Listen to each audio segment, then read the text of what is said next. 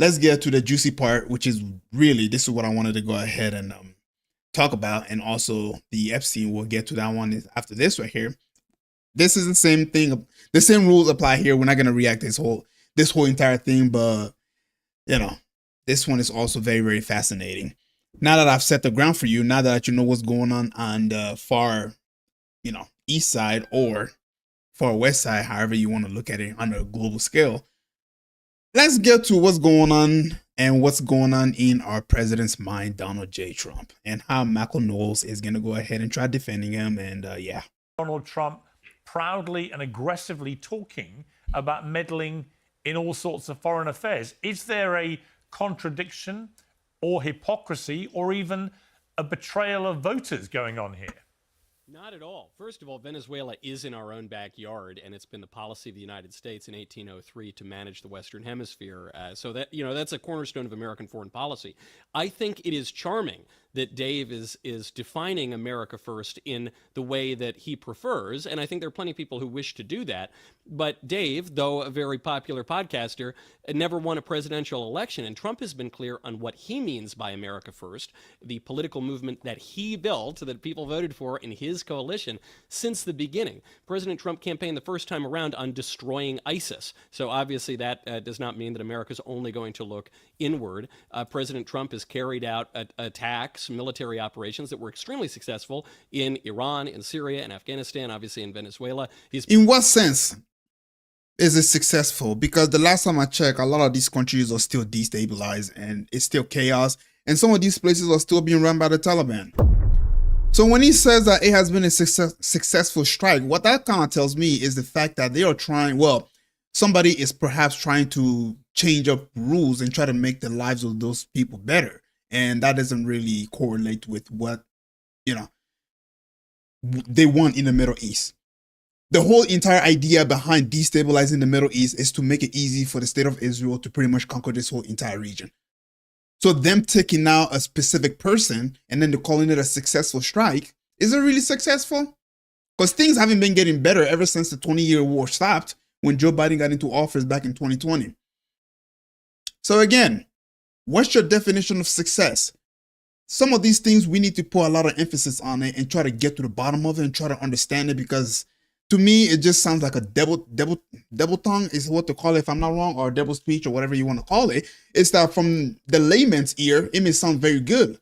Because when he says it was a success, we make it seem like, oh, there was another terrorist group that was getting ready to rise up and we went ahead and took it down, when in reality it's like, no.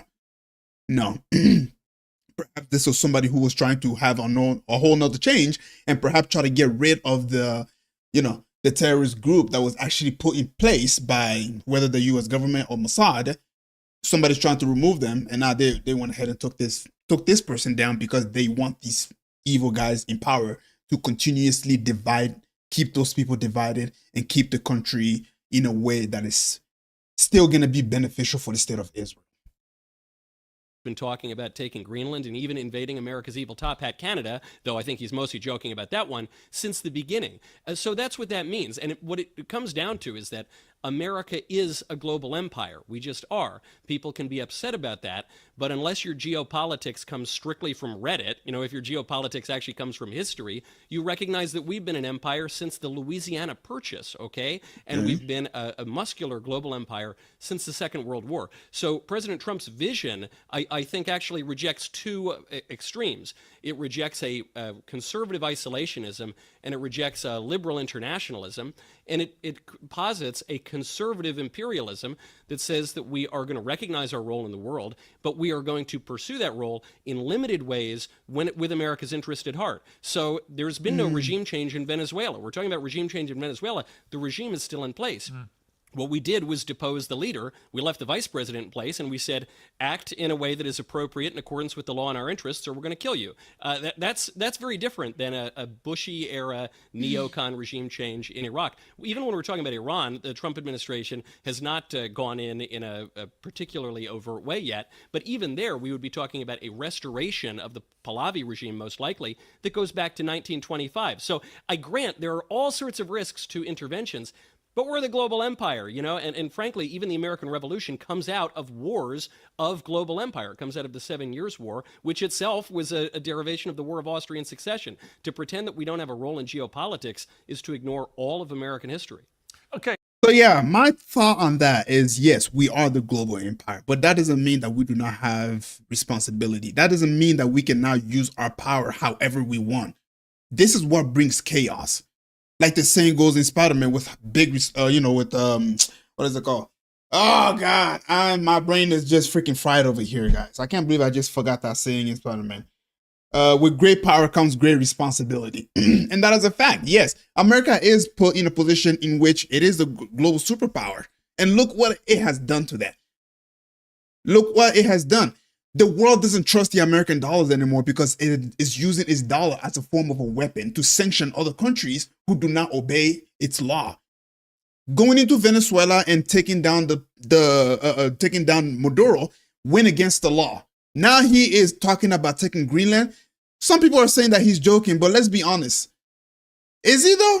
Because if it was a joke, I wouldn't see it in mainstream media. Nobody will be really talking about it. But it seems like he's dead set on that. So the fact that Trump is on this path right now, trying to just abuse the shit out of the fact that America is a superpower, is a very, very dangerous path. Because for one, the world is obviously, the trust in America is dead. Let's be quite honest. Everybody's turning to the east. People are going to China and Russia, and they're trying to do business with these people, especially Africa. Maduro was actually doing business with China when it comes to the oil. This is one of the reasons why we attacked it. But in reality, having a lot of power, I understand. But this also has to come with a lot of responsibility. And what that means is you can't just do whatever you want.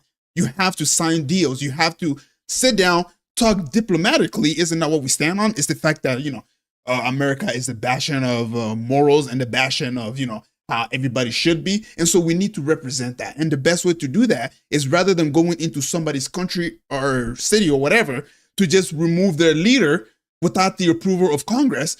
This is a very, very dangerous precedent that is being set, because what if other countries look at this and be like, if they can do it, why can't we do it? You know what I mean? And so it opens a floodgate of hell. And it's like, holy crap, it's a domino effect that doesn't end up good, especially into this day and age when we have nuclear bomb. God, only time will tell.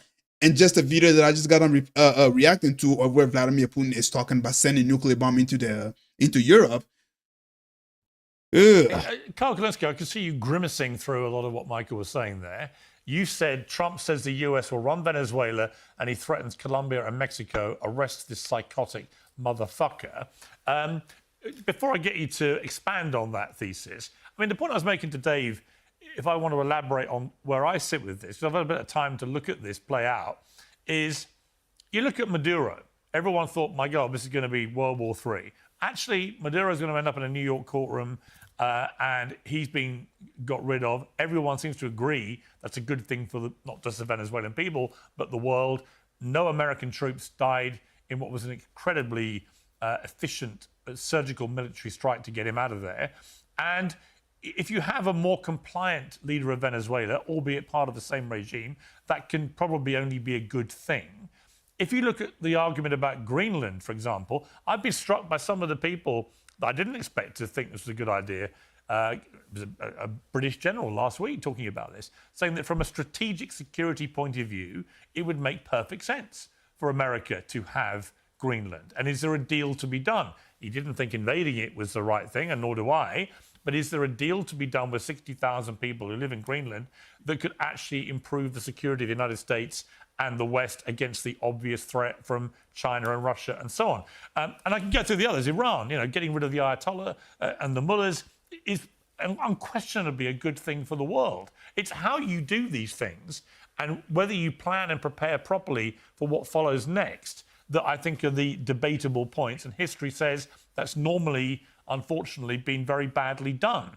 But this is what I meant when I said to Dave that I understand the argument. I may not agree with all of it, but I do understand the logic to what Trump is doing here. Do you? No, because we don't have a right to act like this around the world. We're supposed to be a nation among nations, not a nation above nations. And they used to at least lie to us in the past and say that this is good for the world and we're spreading freedom and democracy. Now they don't even bother to lie. Now it's naked, rank, disgusting imperialism where they say, we're going to take the oil. And the point is that we're going to take the oil. We're going to take the minerals. We're going to take the precious metals. We're doing this for our corporations. We're doing it for the Epstein class, the billionaires. And this, to piggyback on what Dave Smith said, is frankly not what many of the MAGA voters thought they were signing up for. They thought America. Or it depends on how massive the army that they're going to go up against. It depends on how massive it is and how powerful it is. For example, when it comes to Iran, supposedly the rumors that we were trying to free the Iranian from the from Khamenei.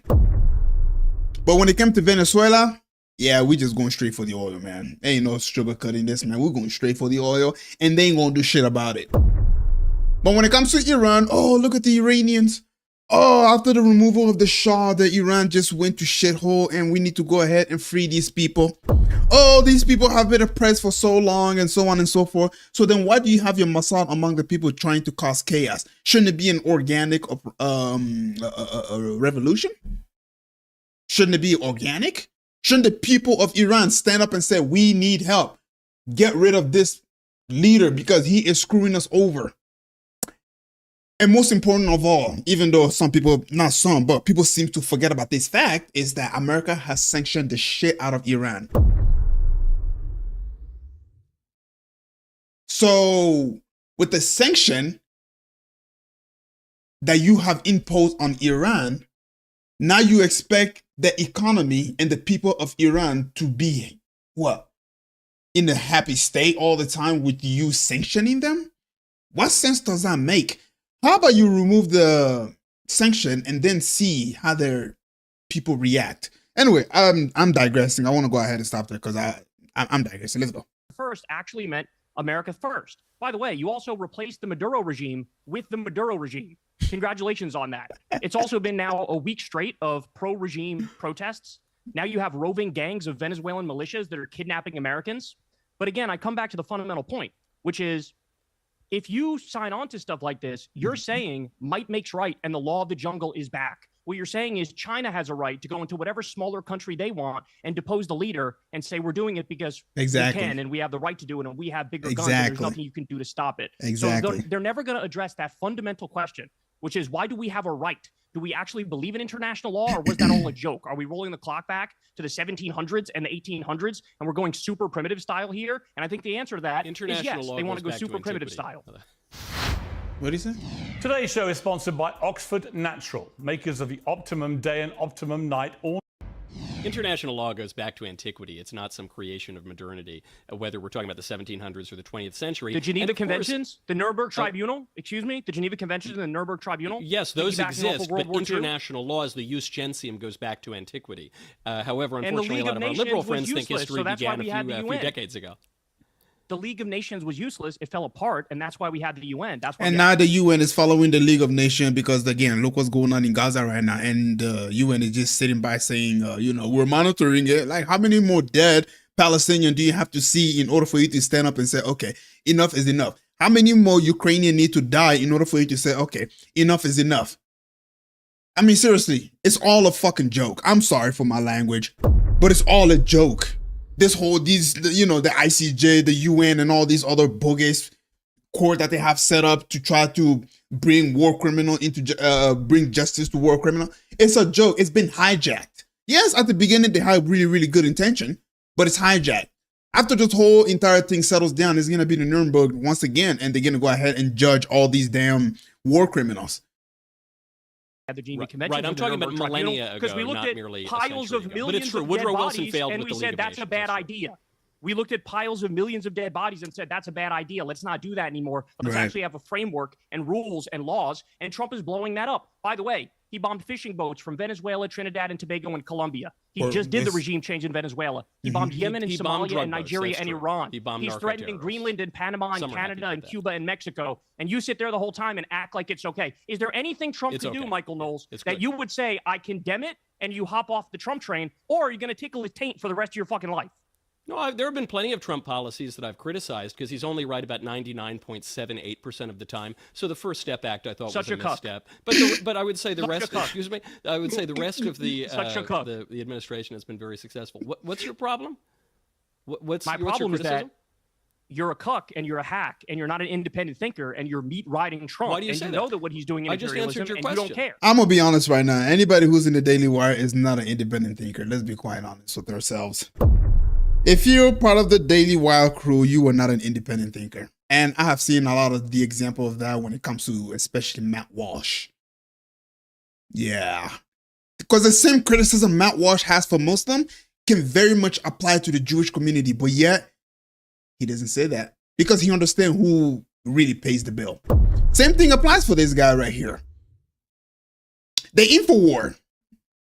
There was a guy on Infowar, I forgot his name, right? He was being too critical of Donald Trump, and they literally had to let him go because of that. He said it himself, not me. He said he was being too critical of Donald Trump, and so they had to let him go. And I genuinely believe that Daily Wire is also on the same path. Although he's saying over here that, oh, Donald Trump is right 97% of the time. Okay. And yet here you are just bending down backward for every single time Trump says he's going to bomb another country and you have no criticism to say. Like, it's just, again, they don't think, this is why some of these people that consider themselves to be independent journalists are just a bunch of joke to me. Because in order for you to be an independent journalist, you have to be, well, just expect that you're not going to have a lot of sponsors because so much war crime is going on out there, so much corruption is going on out there, and then trying to cover all of these things, just don't expect any money coming from sponsors. I just answered your question. And I corrected Congratulations. You rented your brain to a war criminal, pedophile, rapist. I hope you're happy. A war criminal, pedophile, rapist? Do you brought up a point? You brought up international law, and you made a very false point, a dumb point, which is that international law began only a few hundred years ago.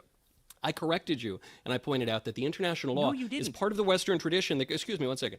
It goes back to antiquity. It's a principle of the jus gentium. And then you said, well, international law has failed because of the League of Nations failure, which I think is actually undermining your argument and proving my point and proving Trump's point, because the liberal internationalism that was established by people like Woodrow Wilson did in fact fail, which is why we need to restore an older and more classical conception of the international order, which is precisely what Trump's doing. So I think you've hoisted yourself with your own petard. And then you just make a lot of vulgar sort of non sequiturs because you don't have a leg to stand on. All right, let me bring in... Let me ask you this question. Hold on, Piers, let me ask him a question real quick. Tell me the name of the Minister of Defense in Venezuela. I don't know. Whatever his name is. And that's the problem, is that you're Rodriguez advocating for a regime change. You don't know the first thing. I didn't. I just said that. It reminded me of Ted Cruz when he was on Tucker Carlson, and Tucker Carlson asked him what is the population of Iran, and Ted Cruz had no idea. And yet he's on stage saying we need to go bomb the Iranian to free them. They just parrot whatever the CIA or FBI or the government wants them to parrot. That's it. And this goes back to my point. Some of these so-called independent journalists, they don't really have the mind of their own. They pretend that they care about you. But in reality, they really don't. They just care about that dollar that comes into the pocket. I see a lot of corruption that's out there. And you parroting what the government wants you to parrot, to be quite honest, it tells me a lot. It tells me you don't give a shit about human life. You only care about the money. What's the point of all that money if this country falls? What's the point of all that money if this country collapses? Am I saying America is going to fall? I'm not saying that. But usually when empire falls, it's, it comes suddenly. Nobody really expects it. Anyways, if you want to go ahead and watch the entirety of the interview, here you go, ladies and gentlemen. All right, let's finish this. See if I have any more thought to put on it. Opposite. I argued against the regime change. He actually said the opposite. I heard Michael. Kyle, I just want to correct something. Michael you said I'm arguing say for a regime the change. regime remains there, right? So he said the opposite. In fact, I want to bring in Coleman. No, but he wanted to take out Maduro. Don't give me that cutesy little BS. Yes, but he made the point that the regime is still. He made the point the regime is still there, and the vice president appears to be much more compliant with running Venezuela the way America would prefer for its national security than Maduro. So that's what Michael said. He didn't advocate regime change. Let me bring in Coleman Hughes. Coleman, kidnapping the president is not hang on, Carl. Let me bring in regime change. Coleman hasn't said a word yet.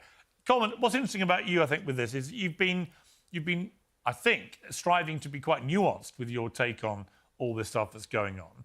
And that's kind of where I found myself, is that sometimes taking a beat, looking at it from just a step away, and trying not to be too knee-jerk about all these things, often A, can be beneficial to your mental health, but actually can probably better, I think, represent what is really going on here.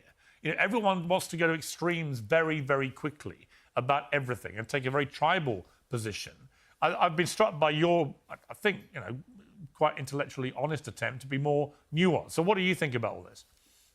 Thank you, Piers. I try to not think about these issues in terms of left versus right or Trump versus the opposition, and try to take each issue on its own terms. So let's do that. Right. Venezuela. If the policy here is actual regime change, in other words, not just decapitating Maduro and replacing Maduro with a second worst alternative, if we were to actually effect regime change in Venezuela, that would almost certainly be a good thing for the people of Venezuela and for American interests. Now, honestly, like, I'm just like, what the heck is wrong with these people? Seriously, like, why would that be a good thing for the Venezuelans? Seriously, like, the reason I'm asking that is because are the Venezuelans yelling from the top of their lungs saying, hey, America, we need you to come and remove Maduro? And again, Trump has admitted this is about oil. When has we've done a regime change in, I would say, like a brown country that has actually benefited the people there? I mean, we're going to start out with the list of like Syria, Yemen, Libya, all these countries that we have blown up, and then put a puppet leader over there. Oh man, they're just, these people are just swimming in freedom right now. But when it comes to Venezuela, yeah, there is definitely they're gonna be swimming in freedom later, right? Yeah. now, if we're going to do this half measure where we just decapitate Maduro and replace him with someone just as bad and then get a bunch of oil, well, that would at best be probably neutral for the Venezuelan people. It would be an enormous waste of U.S. military resources, and I would be very critical of the Trump administration. The truth is, I don't know which path we're going down, right? It's very early. Nobody knows.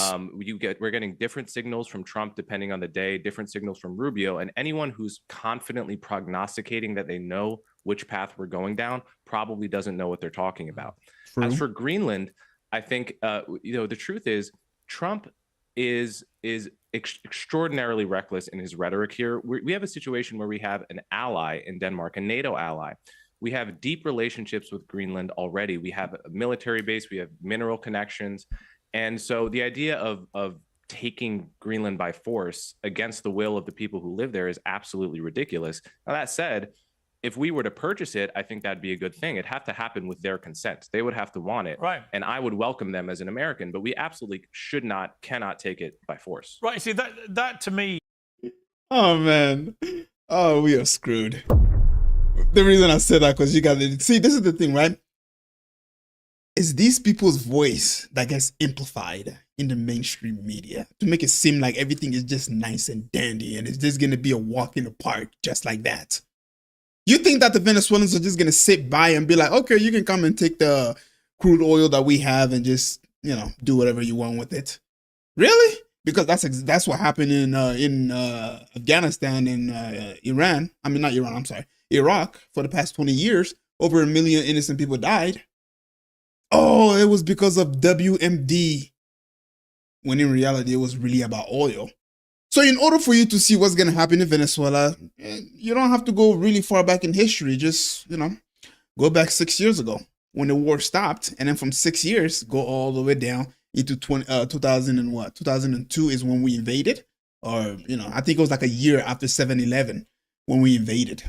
So yeah, just learn from, Middle East, and you will know exactly what's going to happen to Venezuela. And I'm sure they have seen it. And I'm sure they're like, no, we're not going to just put our arms down and just let you come in and fight.